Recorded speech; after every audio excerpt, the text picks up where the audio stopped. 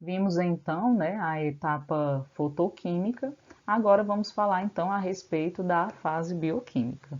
Lembrando, né, que ela ocorre lá no estroma do cloroplasto, né, que é a parte onde os grânulos estão inseridos, né, que é como se fosse o citoplasma da célula, né, a parte gelatinosa ali do cloroplasto. Então, a fixação, a utilização do gás carbônico nas plantas ocorre na fase bioquímica. É importante, então, deixar claro que na fase fotoquímica o gás carbônico não é utilizado, ele é utilizado somente na fase bioquímica.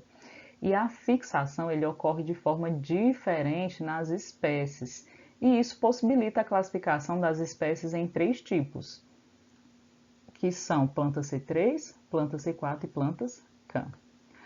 Nas plantas C3 ocorre somente o ciclo denominado C3. Nas C4 ocorrem dois ciclos. Primeiro o ciclo C4, depois o ciclo C3. Depois a gente vai ver o que são esses ciclos, né? Quais são as características, por que tem esses nomes. E nas plantas CAN, assim como nas plantas C4, também ocorre ciclo C4 e ciclo C3. Vamos ver também qual que é a diferença entre uma planta CAN e uma planta C4. É importante frisar que o ciclo C3 ele depende do ATP e também do NADPH que foi produzido lá na fase fotoquímica. Lembrem-se, a fase fotoquímica é uma preparação para que a fase bioquímica possa ocorrer, né? Ela produz substâncias que são essenciais para o funcionamento da fase bioquímica.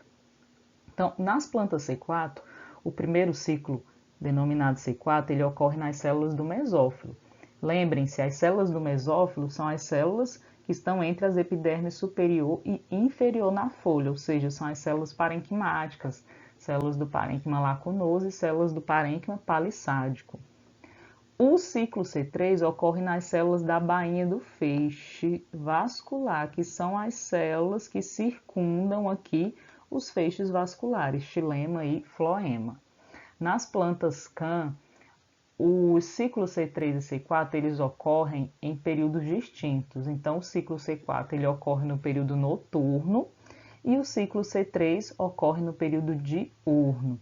E é importante frisar mais uma vez que, assim como nas plantas C3 que realizam somente o ciclo C3, nas plantas C4 e nas plantas CAN, o ciclo C3 também é dependente do ATP e também do NADPH, que foram produzidos, que são produzidos lá na fase fotoquímica.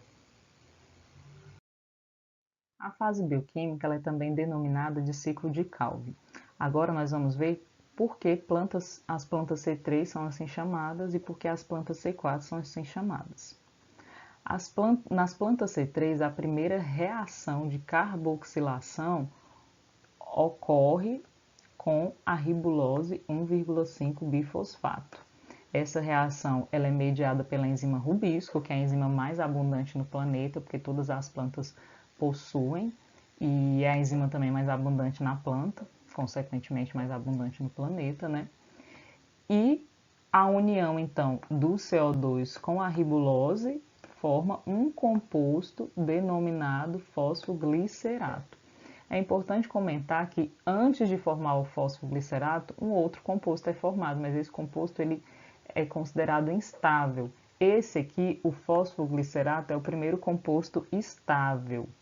Então, observem, né? O CO2 possui um carbono. A ribulose bifosfato possui 5 carbonos.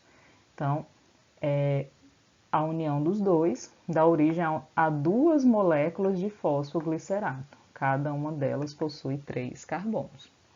Então, as plantas C3 são assim chamadas porque o primeiro composto estável formado após a fixação do CO2 possui 3 carbonos. Nas plantas C4, o CO2 ele se une com um composto de 3 carbonos, que é o fosfenol piruvato, e a enzima, né, que catalisa a reação é denominada pepicase. E o composto formado é o oxaloacetato. Esse composto possui 4 carbonos. Então, o nome C4 advém do fato de que o primeiro composto estável formado após a fixação do CO2 possui 4 carbonos. Então, essa é a explicação com relação ao motivo pelo qual as plantas C3 recebem esse nome e as plantas C4 recebem esse nome. Então, essas duas reações aqui são as reações primárias de carboxilação que ocorrem tanto em plantas C3 quanto em plantas C4.